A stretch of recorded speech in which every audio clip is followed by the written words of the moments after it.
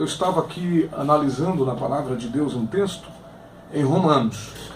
E eu quero compartilhar com os meus queridos e amados irmãos. E eu quero falar ainda sobre o governo dos justos. Romanos, capítulo de número 12, e o versículo de número 21. Quem escreveu a epístola aos Romanos foi o apóstolo Paulo. Paulo, um grande exemplo de homem de Deus. Um homem que viveu muitas experiências. Antes de se converter, um homem que perseguia crentes porque achava que a sua religiosidade, que achava que a sua teologia era fundamentada na vontade de Deus, plena, e não queria reconhecer que Cristo era o Messias, e ele, por conta disso, perseguiu os crentes e matou muitos. Inclusive, a morte de Estevão foi de responsabilidade de Paulo. E a palavra de Deus nos mostra que o começo de Paulo no seu ministério não foi muito fácil, porque ele tinha algumas decisões e ele teve muita deficiência, muita dificuldade para se encaixar no meio dos apóstolos. Mas depois de alguns anos, ele conseguiu isso. Mesmo com dificuldade, ainda recebendo algumas represálias da parte de alguns, ele foi se ajustando e chegou ao centro da vontade de Deus. E foi nesse centro da vontade de Deus que ele começou a escrever as cartas. Movidos pelo Espírito Santo, ele escreve, segundo a vontade de Deus, para um grupo de irmãos que moravam na cidade de Roma. E ali havia tanto judeus como gentios convertidos a Cristo. Os judeus que queriam mudar o aspecto dos gentios, e gentios que estavam vivendo momentos complexos por conta das leis mosaicas que os judeus impunham contra os gentios, e o apóstolo Paulo começa a ministrar para ambos os grupos. E Paulo escreve algo muito interessante, que a fala de Paulo hoje nós podemos trazer para o governo do justo. Epístola de Paulo aos Romanos, capítulo 12, versículo 21. Ele diz o seguinte: não te deixes vencer do mal, mas vence o mal com o bem.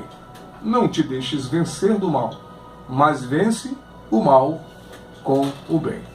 Ele aqui apresenta o bem e o mal, cada um em uma extremidade, que se confrontam. É uma guerra constante. Existe uma guerra entre a luz e as trevas. A luz é o bem, as trevas é o mal. Entre boas atitudes representam o bem, e má atitudes representam o mal. Então nós podemos mostrar aqui que o bem e o mal é representado por muitas coisas. E entre elas, o bem e o mal também é representado pelo justo e pelo injusto. O governo do justo e o governo do ímpio também representam esta guerra confrontante. O governo do justo representa o bem. O governo do ímpio representa o mal. Por que o governo do ímpio representa o mal? Porque o mal, ele sempre traz problemas para as pessoas. O mal tem uma função: destruir. O mal é destrutivo. Onde o mal chega, destrói. O mal acaba com casamento, o mal acaba com família, o mal acaba com empresa, o mal acaba com relacionamento entre amigos, entre namorados, entre noivos, entre vizinhos, entre parentes. O mal acaba com relacionamento dentro de igreja. O mal acaba com a saúde. O mal acaba com a educação. O mal acaba com a esperança. O mal acaba com a convicção. O mal é destrutivo. Por isso que o mal tem que ser combatido. O mal não pode avançar. Na medida que o mal avança, as coisas ruins avançam junto com o mal.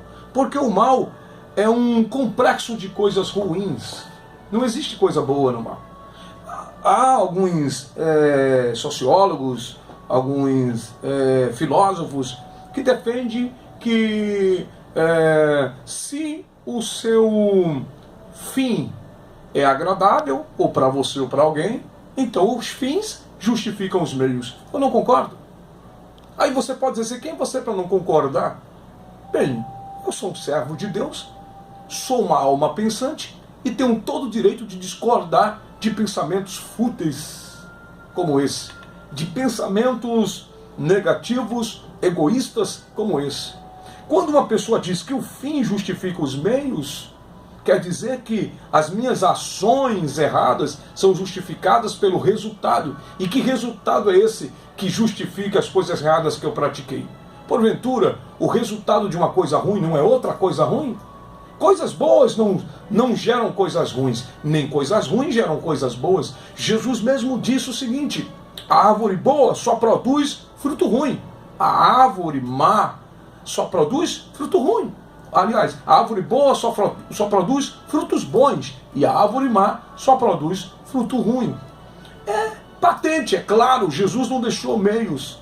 Então, se a árvore é boa, produz fruto bom, e a árvore má produz fruto ruim, tudo que vem da árvore boa é bom. Não existe coisa ruim nessa árvore. E tudo é ruim numa árvore ruim. Porque o fruto principal é o resultado final do que se espera da árvore. Então, como é que eu posso esperar uma coisa de algo que já começa errado? Então, amados, nós temos dois governos: o governo do justo e o governo do ímpio. E o governo do justo tem que combater o governo do ímpio. E Paulo disse: não te deixes vencer do mal, mas vence o mal com o bem. É fazendo o bem que você vai destruir o mal. Aonde plantaram desrespeito, o governo do justo vem plantando respeito. Aonde plantaram falta de cuidado, o governo do justo deve vir plantando cuidado. O cuidado e o respeito são duas coisas que o ser humano precisa. Então, Deus não é louvado no governo do ímpio, Deus é louvado no governo do justo. É nas boas ações, é nas boas atitudes que Deus é glorificado. Por isso, Paulo disse: não te deixes vencer o mal, não deixe que a trajetória passada, não deixe que costumes passado, não deixe que um regime passado venha superar, mas combata com o bem, faça o contrário do que todos esses fizeram, vá fazendo o bem, porque o bem vai vencendo o mal, e o governo do justo vai vencendo o governo do ímpio. Por isso, decidimos ministrar hoje sobre esses dois tipos de governo.